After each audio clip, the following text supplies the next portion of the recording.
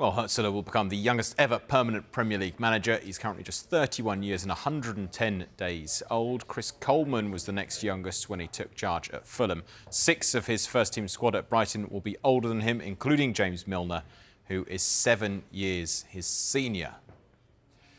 Well, for more on this big story, I'm pleased to say we're joined by Ryan Adsett from the Seagulls Social Podcast. Ryan, a very good evening to you. Thank you so much for joining us. So, Hurzeler then, excited about this one?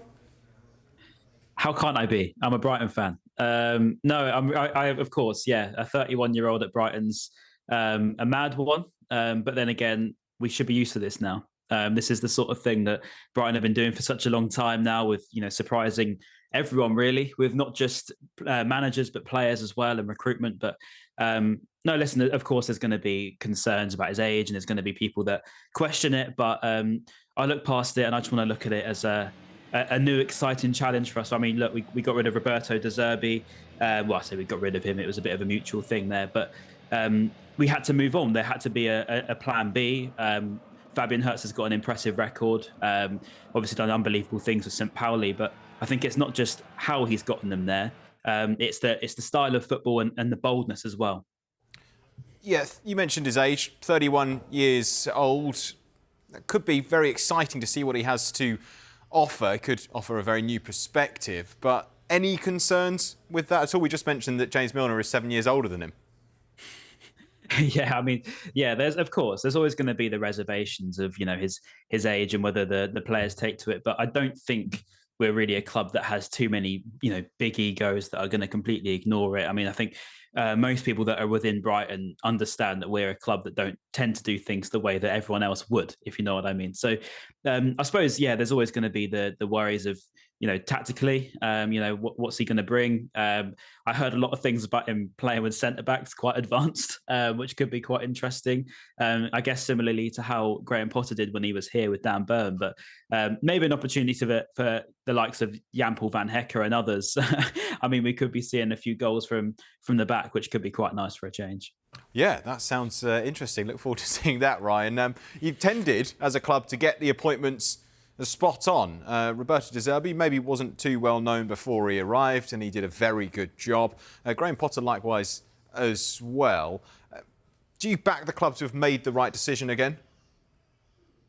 Yeah, I think so. I don't think there's any reason not to. As I always say, until there's a big thing where no one really knows what's going on, then fair enough, that's when you can have them doubts. But I think we haven't really done anything wrong in the last sort of 5 years or so. Obviously, since the club sort of changed their perspective, where they wanted to take it, and Tony Bloom's made these bold calls. As you said, Graham Potter, De Zerbi weren't exactly big names. They weren't known names anyway, and they've gone on to be. People were surprised that Roberto De Zerbi could only be going to Marseille. People were talking about him for the Manchester United job, and Graham Potter the same when he was at Chelsea. So we've made them into these big names that they are now. So I don't think there's a doubt. No, I don't think there's a doubt over the club. Obviously, it's the first time that we're mentioning managers, and it's obviously not the first choice. I think everyone sort of knows who wanted Scott, Kieran McKenna, sorry. And of course, it's going to be different, but I don't think there's any reason to doubt. We've taken our time. We haven't just rushed an appointment. It's not been one where we've, panic bought or anything like that. I think we'll be okay. I'm quite excited for it, to be honest with you. Okay then, Ryan. Well, the transfer window is open, as I'm sure you're aware. So who do you want to see come in, or which areas do you want to see strengthened in this window?